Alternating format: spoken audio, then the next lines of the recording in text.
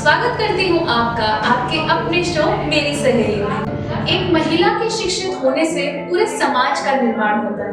तो चलिए मिलते हैं आज ऐसी ही एक महिला से, श्रीमती प्रियंका श्रीवास्तव जी, जो कि एक एजुकेशनिस्ट होने के साथ साथ एक सोशल वर्कर भी हैं। नमस्कार मैम, कैसी हैं आप? मैं बढ़िया, आप कैसे हो? Thank you. कैसा चल रहा है आपका लॉकडाउन? लॉकडाउन बहुत अच्छा चल रहा है, साथ में काम भी चल रहा है। तो आप हमारी सहेलियों को कुछ बताना चाहेंगे आपके बारे में? मैं प्रियंका श्रीवास्तव और मैं एक सोशल वर्कर हूँ, एजुकेशनिस्ट हूँ। मेरे स्कूल्स हैं ईडन किड्स केयर स्कूल, जो इसकी 2 ब्रांचेस हैं, शक्ति नगर और बैचलर रोड में। और लास्ट 20 ईयर्स से मैं स्कूल अपने रन कर रही हूँ और साथ में मैं सोशल वर्क करती हूँ। मैं Rotary Club of Jabalpur Queens की फाउंडर प्रेसिडेंट हूँ और फिलहाल कदम संस्था का वीकली फाउंडेशन, साथ में रोटरी बैंक की को फाउंडर हूँ। और भी कई सारी सोशल संस्थाएं हैं जिनकी मैं सदस्य हूँ और समाज के, क्योंकि हम सभी समाज का हिस्सा हैं और मुझे लगता है कि हम समाज से इतना कुछ लेते हैं तो हमें उसका कहीं ना कहीं रिटर्न करना चाहिए। इसी को सोचते हुए मैंने Rotary Club of Jabalpur Queens form किया और बाकी जो भी संस्थाओं से मैं जुड़ी हूँ उन सभी में मैं इसी सोच के साथ काम करना चाहती हूँ। तो मैम, जो भी संस्थाओं में आप काम करती हैं, जिसका भी आपका मेजर जिसमें इंटरेस्ट है, वो कैसे वर्क करती है? हम जैसे मैं अगर रोटरी की बात करूँ तो रोटरी विश्व की सबसे बड़ी संस्थाओं में से एक है और यहाँ जबलपुर में 11 क्लब्स हैं रोटरी के अलग अलग हिस्सों में। लेकिन लेडीज के लिए पर्टिकुलर कोई क्लब नहीं था, तो इसको सोचते हुए एक लेडीज का एक इकलौता क्लब हमने बनाने का सोचा कि इसमें लेडीज कंफर्टेबल होके काम कर सके, एक प्लेटफॉर्म पे इकट्ठे हो पाए। और क्योंकि सभी लेडीज के मन में कहीं ना कहीं क्योंकि एक इच्छा होती है कि हम किसी के लिए कुछ काम करें, पर प्रॉपर प्लेटफॉर्म नहीं मिल पाता है क्योंकि अपने घर में, बच्चों में, परिवार में सब इतना बिजी होते हैं। इसको सोचते हुए Rotary Club of Jabalpur Queens को 2018 मार्च में हमने इसको स्टार्ट किया। मैं इसकी फाउंडर प्रेसिडेंट हूँ और इसको जब शुरू किया था तब मैंने ऐसे सोचा नहीं था कि इतनी सारी हमारे शहर की महिलाएं इसमें जुड़ जाएंगी और अभी हमारे पास में बहुत सारी महिलाएं जुड़ी हुई हैं जो हम सब मिलके एक साथ बहुत सारा काम करते हैं, जो भी डिप्राइव्ड क्लास है। क्योंकि रोटरी की जो थीम है वही है सर्विस अबव सेल्फ, अपने से ऊपर उठकर दूसरों के बारे में सोचना। तो इसी के तहत हम लोग बहुत सारे अलग अलग एक्टिविटीज करते रहते हैं। जो भी डिप्राइव्ड क्लास है, जो सोसाइटी का जो निगलेक्टेड है, जिसको लोग जनरली इग्नोर कर देते हैं, हम लोग कोशिश करते हैं कि उन हर लोगों तक हम पहुँच पाए। उसमें गरीब बच्चे होते हैं, उसमें महिलाएं ऐसी होती हैं जिनको छोड़ दिया गया है या फिर पढ़ लिख नहीं पाई हैं, रोजगार नहीं जिनके पास में। मैम, कोरोना के कारण काफ़ी सबकी ज़िंदगी में बदलाव तो आया है, तो आप कोरोना के पहले की ज़िंदगी और अब जो लॉकडाउन खुला इसके बाद की ज़िंदगी में क्या अपने प्रोफेशन में अंतर देख रहे हैं? प्रोफेशन में नो डाउट बहुत अंतर आया क्योंकि पहले हमारा रूटीन था, सुबह से स्कूल जाना होता था, बाकी सारे काम करने होते थे, एक रूटीन सेट होता था कि भाई मॉर्निंग टू इवनिंग हमको ये करना है। अभी तो ऐसा हो गया कि हम लोग एकदम वेले हो गए, घर में बैठे हुए हैं, क्योंकि ऑनलाइन ज़रूर पढ़ाई चल रही है लेकिन फिर भी वो वैसी फीलिंग और वैसा रूटीन आपका सेट नहीं हो पाता है मॉनिटर के सामने और बाकी आप मुझे अपना जो भी काम था, मुझे अपनी वर्क प्लेस पे जाके काम करना मुझे बहुत अच्छा लगता है, लोगों से मिलना, सबके साथ में इंटरेक्ट करना। लेकिन अभी इसमें ये कि कोरोना है और सबको प्रिकॉशन करना ज़रूरी है, तो हम लोग चाहते हुए भी अभी हम अवॉइड कर रहे हैं कि अभी ऐसी चीज़ें ना करें जिससे किसी को भी परेशानी हो। तो बदलाव तो बहुत सारा आया है क्योंकि मैं घर में कभी बैठती नहीं हूँ, बहुत कम ऐसा होता है कि मैं ऐसे खाली बैठूँ। तो ये पिछले कई महीनों में ऐसा हो गया कि अब हम सिर्फ घर के अंदर हैं, घर के अंदर हमारी वो बस घर के अंदर ही हमारी दुनिया से मिल गई है। पर फिर भी मैं कोशिश करती हूँ कि कुछ ना कुछ काम करती रहूँ, भले ही मैं अगर पर्सनली नहीं जा पा रही हूँ तो मैं ऐसे घर पे बैठ के ही बहुत सारी चीज़ें करने की कोशिश करती हूँ ताकि ये टाइम जो हमें मिलेगा शायद दोबारा कभी ऐसा नहीं सकेगा। इतना ज़्यादा जो टाइम हमको मिला है वो टाइम फैमिली के साथ भी बहुत अच्छा टाइम मिला, क्योंकि जैसे हमारे फैमिली में सभी लोग वर्किंग हैं तो सभी अपने अपने काम में बिजी होते हैं। लेकिन इस लॉकडाउन के टाइम पे हम लोगों को सबको बहुत सारा क्वालिटी टाइम मिला जिसमें हम लोगों ने सबने बहुत मस्ती की, गेम्स खेले, बच्चों के साथ टाइम स्पेंड किया, क्योंकि बच्चे भी अपनी पढ़ाई में लगे होते हैं, बच्चों को इतना टाइम नहीं मिलता। तो हम जब सब साथ में हम लोगों ने इनिशियली तो हमने 2-3 महीने तो बहुत मस्ती की सभी ने, क्योंकि घर पे सब एक साथ खाना खा रहे हैं, बहुत समय बाद बिल्कुल। बहुत समय बाद, क्योंकि जैसे मेरा जो देवर है वो डॉक्टर है, तो उसका भी टाइम शेड्यूल होता है। वो तो कई बार ऐसा होता है कि हम लोग 2 दिन तक उसको देख नहीं पाते हैं, कब आया कब चला गया। तो लॉकडाउन के टाइम में हम लोग को ये बहुत अच्छा हुआ कि हम सब ने अच्छा वाला टाइम स्पेंड किया, फैमिली टाइम, गेट टुगेदर, और वो भी अच्छे अमाउंट ऑफ टाइम के लिए। मतलब उसमें कोई टाइम बाउंडेशन नहीं था कि किसी को कहीं जाना है, नहीं है, कुछ नहीं है। तो अक्सर होता है सुबह उठना जाना पड़ेगा, हाँ, वो चीज़ इसमें कोई मतलब अगर मैं कोरोना का पॉजिटिव साइड देखना चाहूँ तो ये है कि हम सभी को आपस में एक दूसरे के साथ में रीबॉन्डिंग के लिए बहुत टाइम मिला। सबको बहुत सारा बच्चों के साथ टाइम स्पेंड करने का मौका मिला, जो हम लोग जनरल रूटीन में इतना नहीं दे पाते हैं। अक्सर पेरेंट्स का भी ये रहता है कि बच्चे टाइम नहीं दे रहे, तो उस टाइम पे आपके इन-लॉज को बहुत आपका। हाँ, मेरे मदर इन लॉ है, हम सब साथ में ही रहते हैं, लेकिन वही कि वो भी अपने काम में बहुत बिजी रहती है और बाकी हम लोग सभी लोग अपने अपने काम में लगे रहते हैं। तो वो टाइम हम लोगों ने बहुत अच्छे से स्पेंड किया। मेरी सिस्टर भी है, वो भी नोएडा से वापस यहाँ पे अभी आई हुई है, तो वो उसके साथ में भी शायद मुझे लगता है लास्ट 20 सालों में कभी ऐसे 1 दिन 2 दिन का मौका मिला होगा बैठने का मिलने। तो अभी ऐसा है कि अब वो यहाँ पे है, तो हम लोग काफ़ी अच्छा टाइम घूमने जाना मिलना है उसी के साथ में। तो वो मुझे बहुत अच्छा लग रहा है कि जब तक ये चल रहा है तब तक ये टाइम हम लोग के लिए वैसे ही हर बोलते ना every dark cloud has a silver lining, तो ये हमारी कोरोना की सिल्वर लाइनिंग थी। कोरोना की सिल्वर लाइनिंग कि हमारी फैमिली में हम लोगों को सबको इंटरेक्ट करने का मौका मिला। अब कोरोना की तो बहुत बातें हो गई, मैं जानना चाहती हूँ कि आपके, जैसे आपने मुझे बताया आपकी तो वैसे भी बहुत सारे इंटरेस्ट है। जनरली मैं एक क्वेश्चन सबसे पूछती हूँ कि अगर आप जो प्रोफेशन कर रहे हो वो ना करते तो क्या करते? यहाँ मुझे काफ़ी ऑप्शंस मिल चुके हैं ऑलरेडी कि आप हो सकता है जज होते या हो सकता है आप लॉयर होते, पर अगर आप कल्चरल में किसी चीज़ में अगर आपका इंटरेस्ट होता तो मैं सिंगर सिंगिंग करती हूँ। सिंगिंग मेरी बचपन से मेरा शौक है। तो मैं अगर बाय प्रोफेशन अगर एजुकेशन नहीं होती तो शायद हो सकता है कि सिंगर बन जाती। एक सिंगिंग का स्कूल खोल लीजिए मैम। नहीं, डांसिंग क्लासेस चलती है मेरे स्कूल में, तो डांसिंग क्लास मैं नहीं सिखाती हूँ, लेकिन मेरी डॉटर सिखाती है और उसकी जो मैम है वो वहाँ पे भी सिखा रही है। तो मेरा लाइक सिंगिंग का भी मेरा ड्रीम है कि मैं सिंगिंग स्कूल या सिंगिंग क्लासेस स्टार्ट करूँ। जरूर, मैं सबसे पहले आपका एडमिशन होने वाली हूँ। बिल्कुल, मोस्ट वेलकम। आप एक जनरली क्वेश्चन आ जाते हैं वर्किंग वुमेन्स के लिए, वर्किंग मॉम्स के लिए स्पेशली। आप अपने बच्चों के साथ में जब वो छोटे थे और अपने काम के साथ में कैसे मैनेज करते थे? मेरे बच्चे तो ना स्कूल में ही पढ़े मेरे साथ। मैं अपने ऑफिस में उनका झूला रखा होता था, तो मैं अपने बच्चों को वहाँ पे ही मेरे साथ ले जाती थी, क्योंकि मेरा उसमें भी ग्रोइंग स्टेज था स्कूल का। तो मैं उस टाइम पे अवॉइड नहीं कर सकती थी मैं, और मैं बच्चों को भी अवॉइड नहीं कर सकती थी। तो बच्चे मेरा फर्स्ट प्रेफरेंस है और स्कूल मेरा सेकेंड प्रेफरेंस है। तो दोनों चीज़ों को मैनेज करने के लिए मैंने ये किया था कि मेरे ऑफिस में मैंने उनका एक छोटा सा झूला वगैरह रखा होता था। बच्चे वहाँ रहते थे, एक मेड थी, वो बच्चों का थोड़ा बहुत खिलाना पिलाना कर रही थी, पर मेरे आंखों के सामने बच्चे रहते थे। तो मेरे 3 बच्चे और वो स्कूल में साथ में रहे। फिर जैसे वो अपना प्ले स्कूल उन्होंने ज्वाइन किया, तो फिर उसके बाद धीरे धीरे करके टाइम ग्रेजुअली फिर उनका हमने अकॉर्डिंगली शेड्यूल किया। मैम एक क्वेश्चन था मेरा कि चलिए सोशल लाइफ में तो हम जानते हैं कि जनरली लोग जब सोशल वर्क करते हैं तो उनको वो फीलिंग आती है, इसलिए उनको बहुत पसंद आता है। एजुकेशनिस्ट के रूप में आपको आपका काम में सबसे अच्छी चीज़ क्या लगती है? मुझे सबसे अच्छी चीज़ ये लगती है कि मेरे पास एक अपॉर्चुनिटी है कि मैं ऐसे बच्चों को पढ़ा पाऊँ जो किसी ना किसी रीज़न से फीस पे नहीं कर पाते, क्योंकि जो गवर्नमेंट स्कीम्स हैं वो उन बच्चों के लिए जिनके पास सारा पेपर वर्क है, सारा कुछ आधार कार्ड, उनका ग्रीन कार्ड, ये वो सारी चीज़ें होना चाहिए, BPL कार्ड, तो वो बच्चे और उनमें भी उसमें लॉटरी सिस्टम होता है, तो कुछ बच्चों को एडमिशन मिलता है, कुछ बच्चे रह जाते हैं। तो मेरी कोशिश ये रहती है कि मेरे पास अगर कोई बच्चा आता है तो वो फीस की वजह से वापस ना जाए। Fees is very important. एक ऑर्गेनाइजेशन को चलाने के लिए मुझे पैसे चाहिए, क्योंकि हमारा प्राइवेट संस्था है, तो पैसे तो ज़रूर चाहिए, लेकिन फिर भी मैं कोशिश करती हूँ कि फीस की वजह से किसी बच्चे का फ्यूचर खराब ना हो, या ऐसे बच्चों को मैं एडमिशन अपनी तरफ से दे देती हूँ।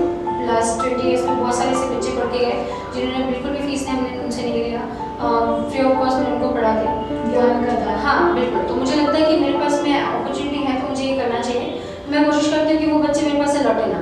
ऐसे कुछ बच्चों को मैंने अपने स्कूल में एडमिशन दिया, जबकि हमारा स्पेशल स्कूल नहीं है, दिव्यांग थे वो बच्चे, लेकिन उनके पेरेंट्स उन्हें दिव्यांग स्कूल में डालना नहीं चाहते थे, तो उनको लगता था कि नॉर्मल बच्चों के साथ ही वो पढ़े। मैंने उन बच्चों को भी अपने स्कूल में एडमिशन दिया, कई बच्चे मेरे से निकल के गए और अच्छे काफ़ी अच्छा इम्प्रूवमेंट के साथ में गए। तो मुझे वो याद करके अच्छा लगता है कि हाँ, ये कम से कम कुछ बन जाए तब आपसे मिले। हाँ, ईश्वर ने मुझे अपॉर्चुनिटी दी कि मैं ये कर पाऊँ, और मैं अगर इसको सार्थक कर पाती हूँ तो इससे अच्छी कोई चीज़ नहीं हो सकती, तो मैं यही कोशिश करती हूँ, इस तरह से काम करती हूँ। बहुत बड़ी बात है ये, ज्ञान का दान तो सबसे बड़ा दान कहलाता है हमेशा। एक गेम खेलते हैं। आप जैसे भी आपकी मल्टीपल पर्सनालिटीज़ देखी है मैंने, तो आप 3 शब्दों में केवल अगर अपने आप को डिफाइन करना चाहो। मैं अपने आप को डिफाइन करना चाहूँ तो सबसे पहले तो मैं बहुत ज़्यादा इमोशनल हूँ, बहुत ज़्यादा इमोशनल हूँ। इसके अलावा केयरिंग हूँ, और फन लविंग। ओके, तो ये 3 शब्द है, इमोशनल, केयरिंग और फन लविंग। एक मल्टीटास्कर हो गया आपके लिए। हाँ, कि जिस हिसाब से आप इतना सब मैनेज करती हो, मैं सिर्फ सोच ही सकती हूँ। इसमें कुछ डिफिकल्टी नहीं है एक्चुअली। अगर हम सोचें कि हमें कुछ करना है तो हम कर सकते हैं। बस मेरा ये मानना है कि अगर ठान लिया जाए तो कोई भी चीज़ आपके लिए डिफिकल्ट नहीं है। तो अगर मुझे लगता है कि मुझे आज घर से निकल के ये काम करना है, तो मैं अगर सोच लूँगी तो मैं ज़रूर रही हूँ। बस ये चीज़ है कि मैं ठान लेती हूँ तो फिर मैं कर लेती हूँ। जनरली हम देखते हैं कि महिलाओं को समाज में कुछ भी प्रोफेशन हो, चाहे वो विमेन सेंट्रिक प्रोफेशन ही क्यों ना देखते, नर्स का ही जो है, अक्सर because she is a woman उनको कुछ चैलेंजेस फेस करने पड़ते हैं, क्योंकि हम अगर देखें समाज में तो मेल डोमिनेंट ही कहा जाता है। तो ऐसे में क्या आपने कुछ चैलेंजेस देखे या आपने लोगों को फेस करते देखा? हाँ, चैलेंजेस तो बिल्कुल होते हैं, चैलेंजेस बिल्कुल होते हैं, और हर फील्ड में होते हैं। आप किसी भी जगह पे चले जाओ, आपको वहाँ पे कहीं ना कहीं ये फीलिंग बीइंग अ लेडी, आपको ये कभी ना कभी एक्सपीरियंस जरूर होता है कि माहौल आपको ऐसा कंफर्टेबल फील नहीं होगा। लेकिन ठीक है, let it be like that. मैं उसको उतना ज़्यादा अपने आप को उसकी वजह से इफेक्टेड होने नहीं देती हूँ। मैं अपना काम अपने रास्ते करती रहती हूँ, बाकी जो जैसा है वैसे मैं अपने आप को इफेक्टेड होने मतलब कोशिश करती हूँ कि मुझे वो उसका इफेक्ट ना आए और मेरे काम पे उसका इफेक्ट ना आए। तो जो अगर मुझे रास्ता समझ में आ रहा है कि वो गड़बड़ है, तो मैं अपना रास्ता चेंज करके अपने ट्रैक पे चल देती हूँ। वही चीज़ है, बस हम अपने काम के प्रति जैसे बहुत सारे लोग बोलते हैं कि गर्ल्स ब्लड डोनेट नहीं करती हैं।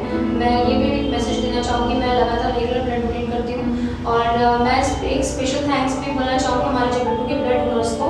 लाइक लास्ट ईयर मेरे पापा को ब्लड कैंसर हुआ था, तो ब्लड कैंसर में बहुत ज़्यादा उनको तेज़ी से उनके प्लेटलेट्स काउंट कम हो जाते हैं, तो उसकी वजह से उन्हें हर अल्टरनेटिव पे एसटीपी जो प्लेटलेट्स होते थे वो उनको देने पड़ते थे।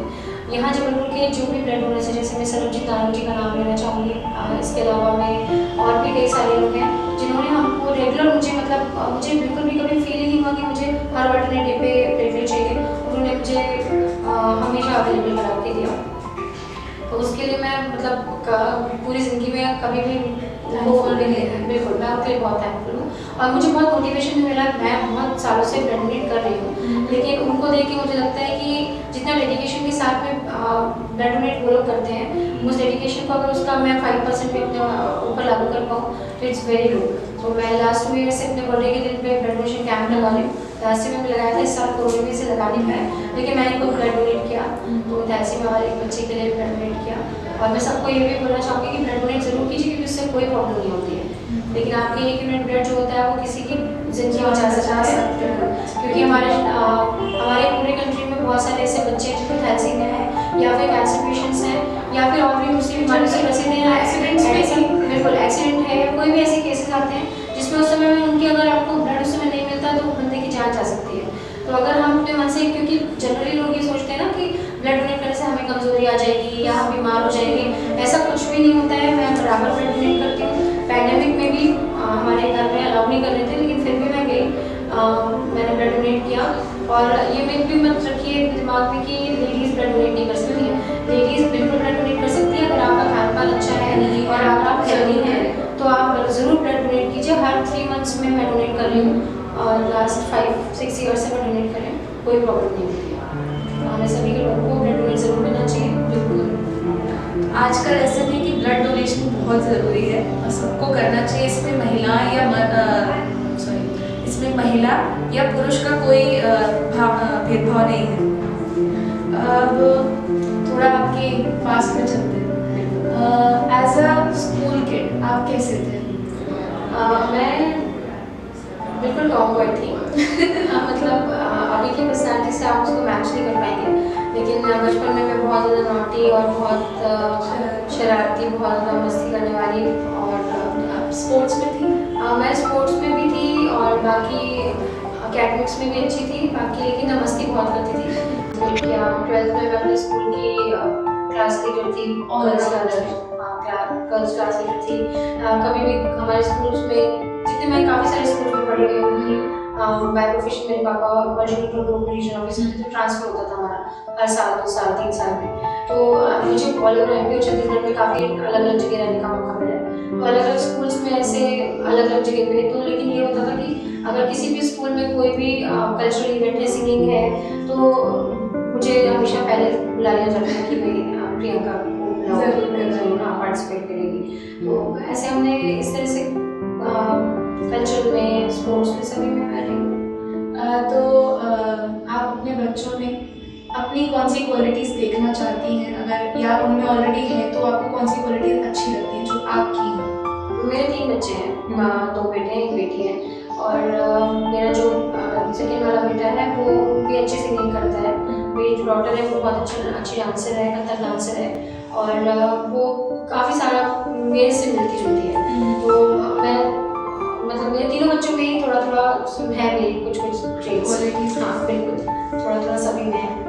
तो कभी कभी ऐसा होता है ना, एक अलग प्राउड फील होता है उनको स्टेज पे देख के। मेरी डॉटर जब कथक डांस करती है, परफॉर्म करती है, क्योंकि वो नेशनल इंटरनेशनल कई सारे लेवल्स पे डांस कर चुकी है, और जब वो परफॉर्म कर रही होती है तो मुझे वो बहुत प्राउड फील होता है उसको देख के, क्योंकि मैं डांस कभी नहीं कर पाई। तो मुझे ऐसा लगता है कि वो, मैं जो चीज़ नहीं कर पाई वो कर रही है, तो वो मुझे उसको देख के बहुत अच्छा लगता है। और वो बहुत ग्रेसफुली डांस करती है, तो मुझे उसको देख के बहुत अच्छा लगता है।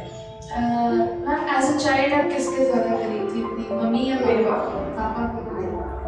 मेरे पापा की मैं आज भी बहुत करीब हूँ। पापा नहीं है उसके बाद में भी मुझे, मैं ये पर्सनल अपना एक्सपीरियंस बता रही हूँ। जैसे मैं अगर बहुत ज़्यादा परेशान हूँ या मैं बहुत दुखी हो गई हूँ, और मैं अगर मेरी आँख से आंसू आ गया, मुझे पापा ने कभी उन्हें पसंद नहीं था कि मेरी आँखों में आंसू आए। और आज भी ऐसा होता है कि अभी उनके डेथ को 1 साल हो गया, अभी 27 अक्टूबर को 1 साल हुआ है।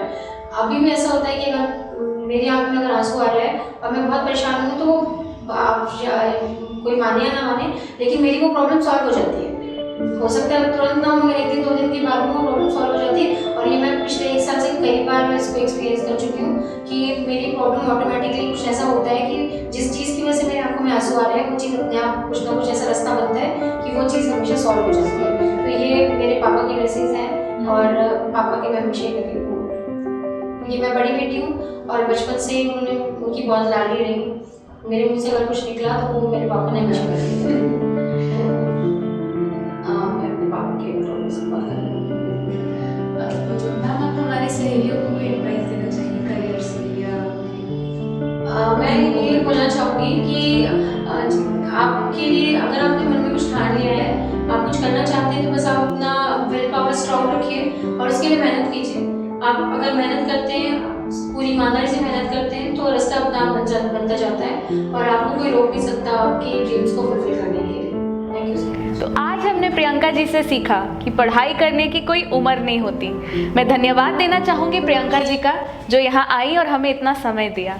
इसी के साथ देखते रहिए आपका अपना शो मेरी सहेली, ओनली ऑन जब्बाली एंटरटेनमेंट। जियो हर पल बिंदास।